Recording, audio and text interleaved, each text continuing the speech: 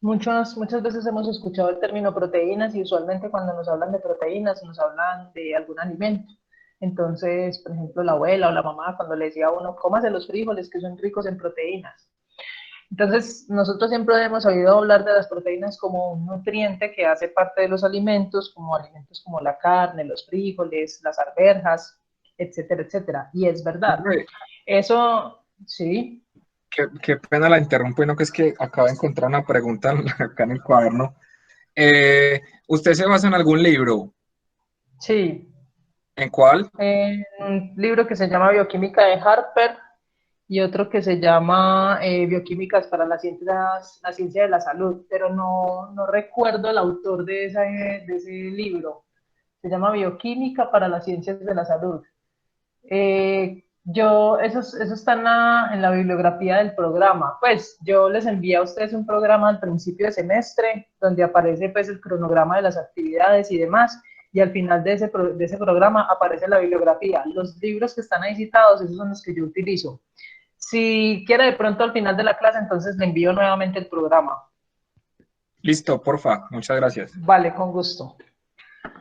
Bueno, entonces, como les venía mencionando, nosotros el concepto que tenemos de las proteínas es con respecto a la parte, digamos, al aspecto nutricional, que las proteínas son un nutriente que ayudan a la construcción de tejidos. Sin embargo, pues ya tenemos que ampliar ese concepto y verlo desde una manera, desde un enfoque bioquímico. Entonces, desde la bioquímica, las proteínas son macromoléculas que están constituidas de carbono, hidrógeno y oxígeno, y también en su composición cuentan con otros elementos como lo es el fósforo, el azufre y metales, ciertos metales como lo que es el hierro, el cobre y el magnesio. En cuanto, en cuanto a la parte funcional, las proteínas son capaces de realizar cualquier función a nivel molecular. O sea, las proteínas pueden constituir estructuras, ya lo vimos cuando hacían parte de la membrana celular, pueden formar también tejidos, tienen funciones reguladoras porque hay algunas sustancias que son de tipo hormonal, que son hechas de aminoácidos, o sea, son proteínas, son de naturaleza proteica. Las proteínas también tienen función de transportadores de sustancias, etcétera, etcétera. Entonces, para los biólogos moleculares, las proteínas son como la panacea porque ellas pueden ejecutar cualquier función. Por ejemplo, nosotros veíamos que los carbohidratos tienen una función energética, estructural, pero no son reguladores ni enzimáticos. Lo mismo que los lípidos también tienen funciones estructurales, energéticas y también tienen funciones reguladoras, pero no producen enzimas, no pueden transportar por sí solos sustancias como las proteínas sí lo hacen. Entonces, en términos generales, las proteínas son, digamos, una maravilla, pues a nivel, hablando desde la biología molecular, por la capacidad que tienen, por la versatilidad que tienen. Otra característica interesante de las proteínas es lo versátiles que son, perdón, lo grandes que son. Por ejemplo, aquí en la pantalla, en este dibujo, estamos viendo la célula y estamos viendo las diferentes biomoléculas que hacen parte de la célula.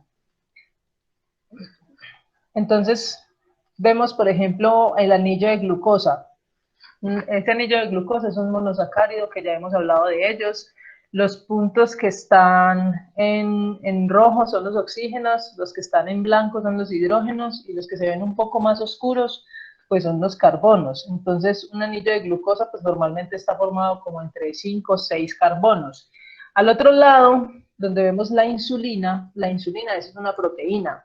Y todos esos puntos que vemos ahí en grises son carbonos. O sea, comparada la insulina con la glucosa, la insulina es una molécula colosal, es una molécula muy grande.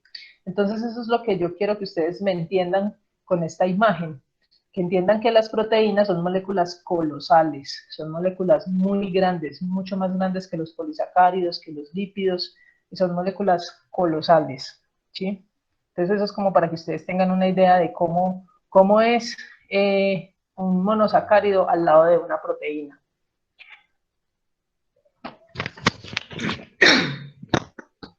Bueno, continuando pues con las proteínas, así como lo hemos hecho con todas las demás biomoléculas, las proteínas también tienen pues tienen una clasificación, entonces ellas se pueden clasificar dependiendo de varios criterios. Entonces, uno de los criterios pues, que se utiliza aquí para clasificarlas es dependiendo de su composición con respecto a los aminoácidos. Entonces, ya ahorita les voy a explicar qué es concretamente de un aminoácido. Pero en términos sencillos, entiendan que un aminoácido es la estructura principal o la estructura mínima, la unidad mínima de una proteína. Las proteínas se constituyen de aminoácidos. Entonces, dependiendo de la cantidad de aminoácidos que tenga una proteína, se clasifican en péptidos o proteínas. Entonces, los péptidos son conjuntos de aminoácidos que van desde 2 hasta 100 aminoácidos. Y ya las verdaderas proteínas son las que están constituidas de más de 100 aminoácidos. Entonces, en ese orden, los péptidos tienen de 2 a 10 aminoácidos y ahí tenemos otra clasificación que son los polipéptidos que están formados de más de 10 aminoácidos, ¿sí? Y en el caso de las proteínas, dependiendo de la cantidad o sea, dependiendo de si lo que están conformados es solamente aminoácidos o si hay otra sustancia incluida ahí, independiente de los aminoácidos, entonces se pueden clasificar en holoproteínas o heteroproteínas. Las holoproteínas cuando la proteína está constituida solamente de aminoácidos y las heteroproteínas cuando la proteína está constituida de aminoácidos y otra sustancia diferente a un aminoácido, como un glúcido o un lípido o incluso un metal.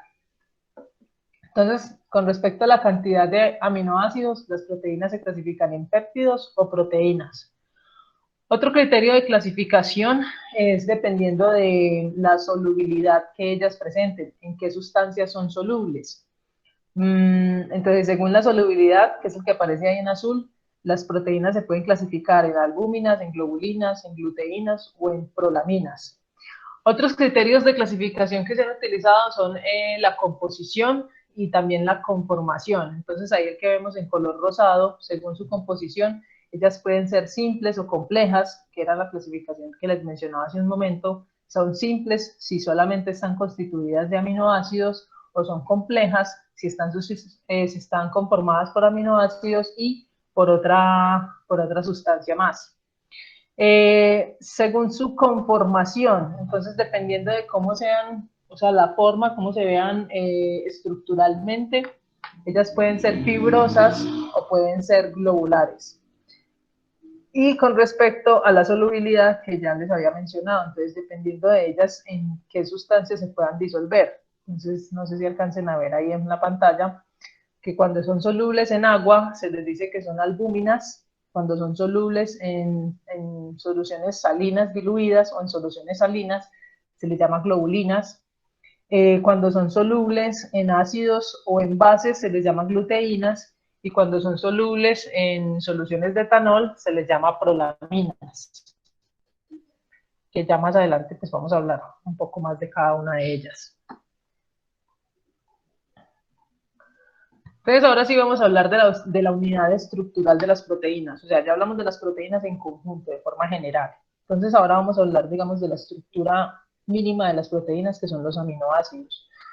Una definición correcta de aminoácido sería decir que es una molécula constituyente de las proteínas que se compone de un ácido carboxílico y de un grupo amino, como lo que vemos acá en esta figurita.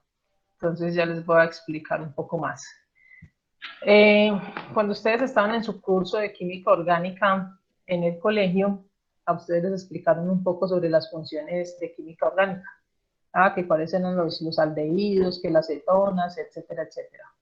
Entonces acá es como tratar de hacer un recorderis de esa parte. Entonces el que vemos aquí, que en la figura aparece en azul rey y yo lo estoy resaltando en rojo, ese es el ácido carboxílico. Así se ve el grupo funcional del ácido carboxílico. Usualmente en los textos nosotros encontramos que el ácido carboxílico, aquí donde está el oxígeno, tiene un hidrógeno. Esta cosa me hace quedar mal. Listo. Entonces, usualmente en los libros es común encontrar ese oxígeno con un OH. Entonces, así como lo vemos ahí, ese es el ácido carboxílico. ¿Alguien me va a preguntar algo?